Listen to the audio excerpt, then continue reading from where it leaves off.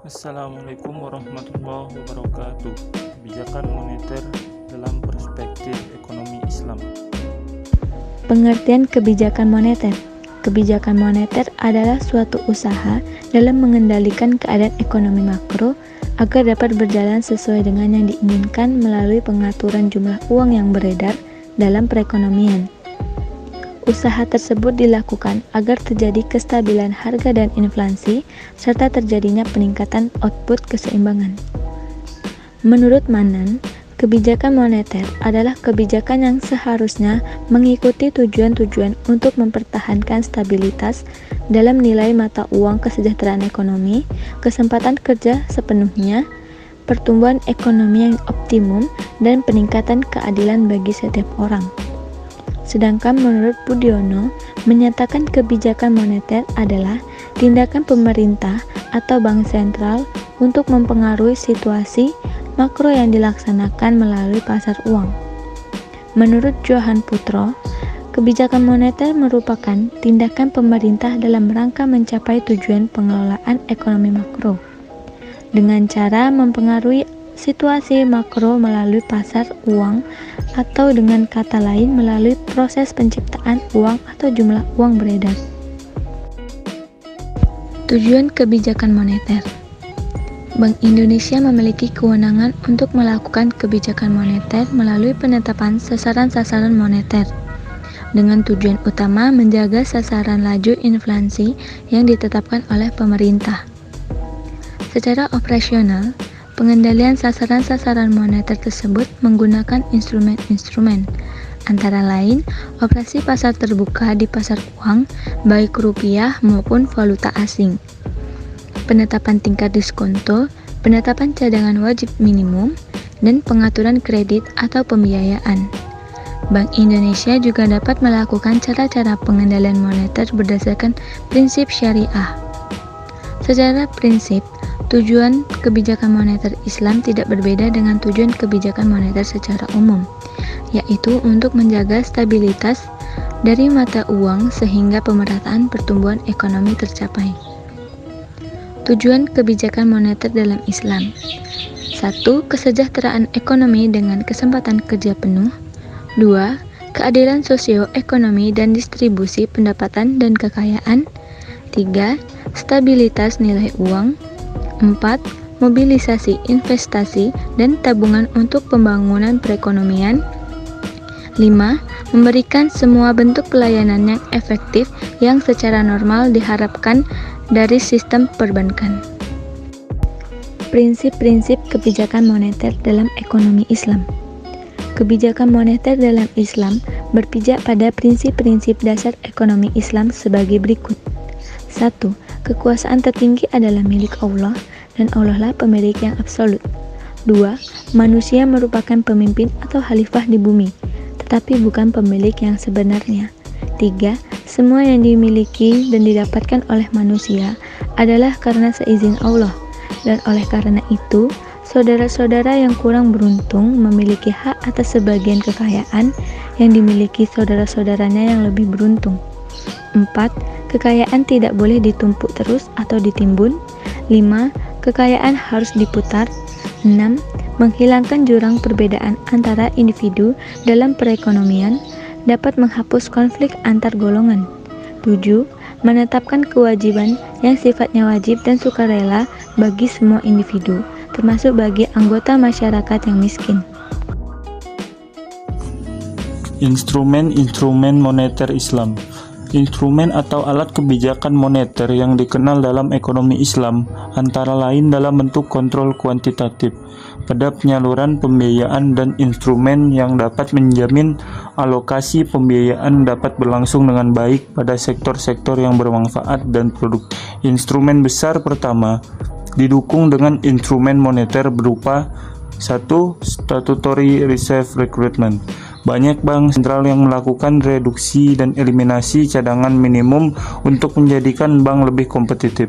Akan tetapi, Dalam ekonomi Islam, discount market operation tidak dapat diterapkan. Maka instrumen yang paling memungkinkan adalah bank konvensional diwajibkan menetapkan sebagian dari dananya yang berasal dari demand deposit pada bank sentral sebagai cadangan wajib. 2. Financing ceiling.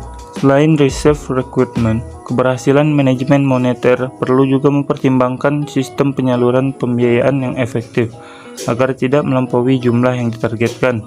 Pada pembiayaan penting untuk menjamin total pembiayaan yang disalurkan konsisten dengan target moneter.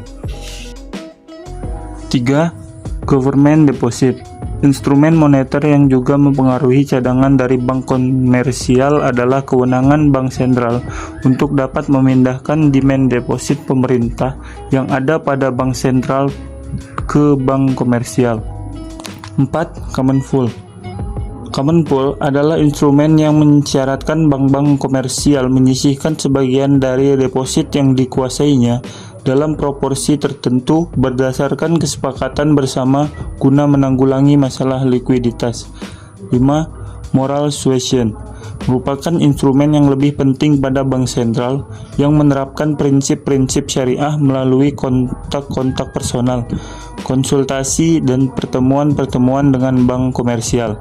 Bank sentral dapat lebih cepat dan mampu memonitor kekuatan dan masalah yang dihadapi bank-bank komersial. 6. Equity-based instrument. Salah satu instrumen yang dapat dipergunakan untuk open market operation adalah instrumen yang berbasis penyertaan. Ada beberapa alasan pengajuan instrumen ini. 1. Sampai saat ini, pembelian dan penjualan saham produk sektor publik tidak menimbulkan keberatan. Kedua, equity-based instrumen ini tidak membutuhkan sekuritas pemerintah secara mendalam.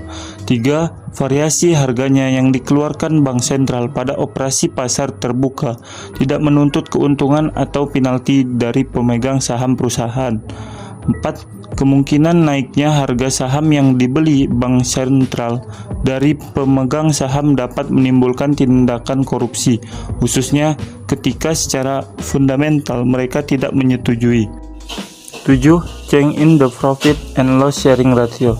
Adanya variasi rasio laba rugi untuk aktivitas mudharabah yang dikeluarkan oleh bank sentral kepada bank komersial dan juga untuk para deposan kepada para wirausahawan yang melakukan transaksi deposit dan pembiayaan dengan akad mudharabah di bank komersial sangat disarankan, mengingat dalam mekanisme mudharabah keuntungan yang diperoleh bisa berubah-ubah dan rasio bagi hasil dan rugi ditentukan oleh keuntungannya.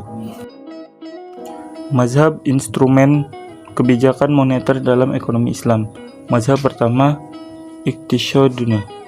Pada masa awal Islam, tidak diperlukan suatu kebijakan moneter karena sistem perbankan hampir tidak ada dan penggunaan uang sangat minim. Jadi, tidak ada alasan yang memadai untuk melakukan perubahan-perubahan terhadap penawaran akan uang melalui diskresioner. Tambahan pula, kredit memiliki peran dalam penciptaan uang karena kredit hanya digunakan di antara para pedagang. Selain itu, peraturan pemerintah tentang surat peminjaman dan instrumen negosiasi dirancang sedemikian sehingga tidak memungkinkan penciptaan uang.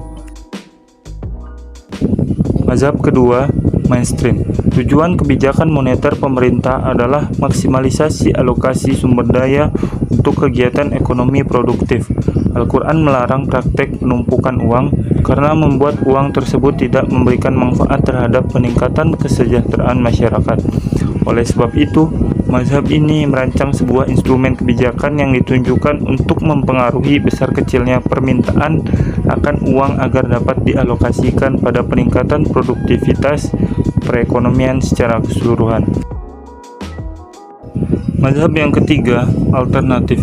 Sistem moneter yang dianjurkan oleh mazhab ketiga ini adalah shuratic process, di mana suatu kebijakan yang diambil oleh otoritas moneter adalah berdasarkan musyawarah sebelumnya dengan sektor real. Jadi kebijakan yang ditempuh yang dituangkan dalam instrumen moneter merupakan integrasi dan penyesuaian antara sektor moneter dengan sektor real. Mazhab ini mengatakan bahwa keseimbangan yang terjadi di sektor moneter adalah derivasi dari keseimbangan yang terjadi di sektor real. Artinya, jika terjadi peningkatan kegiatan di sektor real dengan ditandainya peningkatan agregat demand, maka otoritas moneter juga harus menambah jumlah uang beredar. Sekian materi dari kami. Terima kasih atas perhatian. Mohon maaf atas segala kesalahannya. Wassalamualaikum warahmatullahi wabarakatuh.